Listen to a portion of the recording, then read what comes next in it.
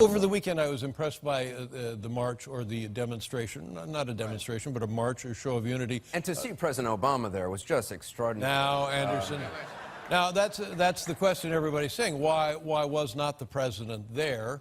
Or the vice president. I mean, he spends weekends watching, like, Gilmore Girls, you know. Does he? On his DVR. I don't know. I mean, what else does the vice president do? I mean, no disrespect in it, you know. Yeah, all right. Letterman's mocking Obama and Biden for not being there. Before we get to Tom Rogan, we want to hear from you. Is President Obama handling Islamic terror properly in your view? Go to newsmax.com/polls and vote right now. All right, now we say hello to Tom Rogan, columnist for the UK Daily Telegraph and National Review. And Tom, you did a great piece, 3 reasons that the Paris no-show does matter. And boy, the White House has been pathetic in trying to come up with excuses. But why does it matter so much, do you believe?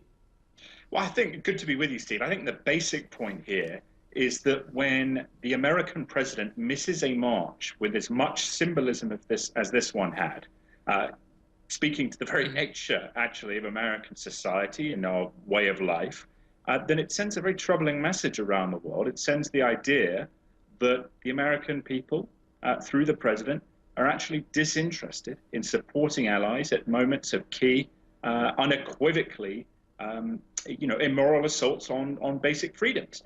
So it destroys that credibility issue. In my piece, I compared it with the Red Line debacle in relation to Syria, right, which destroyed U.S. deterrent credibility. And so now we have the destruction of U.S. value credibility. So to taken together, it's just incredibly idiotic, quite frankly, that the White House didn't even send Vice President Biden even. Right, and that's kind of your third reason as well. And when pressed, as you point out in your piece, Josh Earnest, when asked, well, okay, you're the most transparent administration in history. Simple question. You had to prepare for it. You knew it was going to be asked. What was the president doing? And to this day, they will not say what the president was doing on that day. Yeah, I think he was watching, like most of us, he was watching football. But you know what? Most of us are not the American president. So there is a fundamental error of judgment here. I think it speaks to, again, that the arrogance, though, that they didn't even think. This would be something that I think most of us would think is pretty obvious, that you would send someone high profile to be there. But the fact, again, something that has been missed out here is it's not just that they only sent the ambassador, but it's actually, look at who that ambassador is. The ambassador is a campaign bundler who raised, I think, $500,000 for the president's re-election effort in 2012. A lot of them are campaign bundlers, or had been, and some of them got nixed because they knew nothing about the country. I know. I did another piece on that. I call it the White House Air Miles. Yes, yes. I mean, that was horrific. And I saw her, nice enough lady. I saw her interviewed. They grabbed her on CNN as she was walking the street or laid a wreath or something, and she did not seem very up on anything. Yeah, I mean, it's a real problem because, again, it plays to this idea. And Europe, I grew up in the UK, and there is a lot of casual anti-Americanism, and it's outrageous. And yes, the Europeans, in many ways, have not been good allies in the sense that they spend money on welfare states and expect the United States to subsidize their security. But this juncture about free speech is critical.